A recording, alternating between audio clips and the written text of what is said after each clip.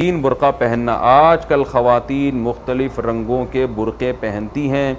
کیا مکمل حجاب کرتے ہوئے یہ مختلف رنگوں والے برقعے استعمال کیے جا سکتے ہیں؟ محمد اظہر مہاراشٹر سے. دیکھیں، عورت کے پردے کے مختلف درجات ہیں. ایک درجہ تو یہ عورت گھر سے ہی نہ نکلے کہ میرے برقعے پہ بھی نظر نہ پڑے. بعض ایسی بھی تھیں نبی صلی اللہ علیہ وسلم کے دور میں خواتین جن کو مخدرات کہا جاتا تھا. بھائی گھر کی چار دیواری میں ہی زندگی گزار دی انہوں نے. تو گھر بھی بڑے بڑے ہوتے تھے، آج کل تو بہت چھوٹے گھر ہوتے ہیں. اور بعض خواتین ایسی ہوتی ہیں جو پراپر سر کے بال سے لے کے پاؤں کے ناخن تک لباس پہنتی ہیں. اچھا تو لباس یہی ہے، اور وہ لباس بھی اٹریکٹیو نہیں ہوتا. بعض ایسی ہوتی ہیں جو اپنے آپ کو مکمل ڈھانپ تو لیتی ہیں لیکن برقع بڑا بھڑکیلا ہوتا ہے. اور بعض ایسی ہوتی ہیں جو برقع ہی نہیں پہنتی.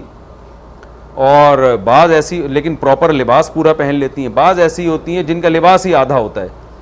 تو جتنا اپنے آپ کو عورت ڈھانکے گی اتنا شریعت اس کی تعریف کرے گی، اور جتنا اپنے آپ کو ایکسپوز کرے گی اتنا شریعت اس کی برائی کرے گی اور اللہ کو ناپسند ہوگی.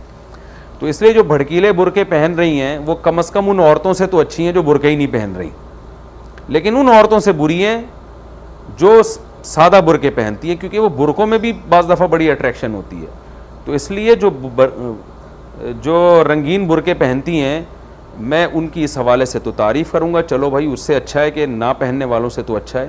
لیکن ہم ان کو یہ کہیں گے جب اللہ نے آپ کو اتنی توفیق دی ہے تو سادہ برقع پہن لیں، کیونکہ برقعے کا تو مقصد ہی ہے کہ عورت میں جو اللہ نے قدرتی اٹریکشن رکھی ہے جو فتنے کا باعث بنتی ہے وہ فتنہ نہ ہو. تو یہ برقع ہی اتنا بھڑکیلا ہے کہ وہی فتنے کا ذریعہ بن رہا ہے.